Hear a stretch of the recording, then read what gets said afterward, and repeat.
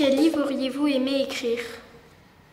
Je pense que je vais te répondre L'Attrape-cœur, qui a été écrit par un écrivain américain qui s'appelle Salinger, que tu pourras lire, je pense, à peu près vers 14 ans, à partir de cet âge-là. Et je trouve ce livre très sensible, très triste aussi, très émouvant. Et je pense que c'est pas étonnant qu'il ait mis 10 ans pour l'écrire, parce qu'à l'arrivée, le livre est vraiment extraordinaire. Et toi ? En fait, c'est aussi une question compliquée parce que dès qu'on lit un livre qu'on a beaucoup aimé, on se demande pourquoi nous on n'a pas eu l'idée, pourquoi. Et on ne peut pas choisir en fait. Quel mot auriez-vous aimé inventer?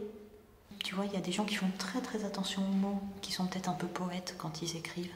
Moi, je donne plutôt priorité aux histoires. Je suis pas spécialement... Les mots, pour moi, c'est un outil pour écrire les histoires. Donc je pense pas que je sois la bonne personne pour inventer des mots, plutôt pour les utiliser. Et toi, t'aimerais bien inventer un mot? Gigantesque. Gigantesque? Tu l'utilises souvent? Oui, parce que souvent mes héroïnes, elles l'utilisent souvent et voilà, donc au bout d'un moment, je pense à me familiariser. Comment aimes-tu lire quand tu lis? J'aime bien lire au calme, parfois avec de la musique à écouter ou avant de m'endormir le soir. Et qu'est-ce que tu écoutes comme musique? Moi j'aime bien la musique qui bouge parce que les musiques calmes, je m'endors et ça me déconcentre souvent, mais les musiques qui bougent, comme je les écoute assez souvent, ça me déconcentre pas et je me concentre sur la lecture.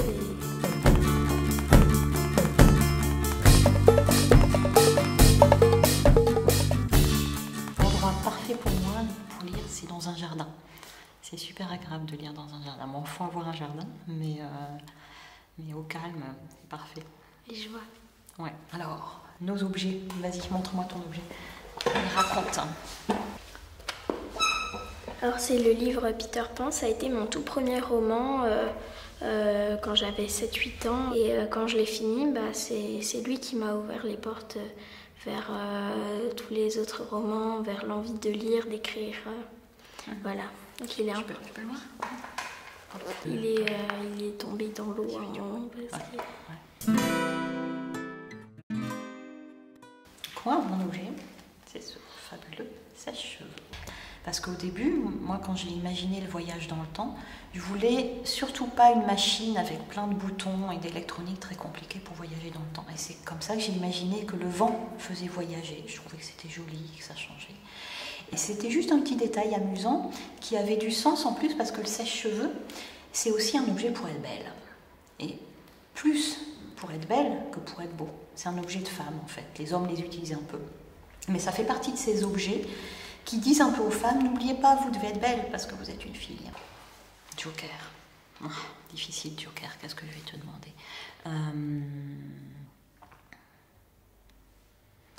Je vais te demander comment tu te vois quand tu seras plus grande. Qu'est-ce que tu imagines pour ta vie? Je sais pas trop parce que au départ je voulais être présidente parce que voilà, mais en fait je sais plus trop où j'en suis, donc je sais plus trop ce que je veux quand je serai grande.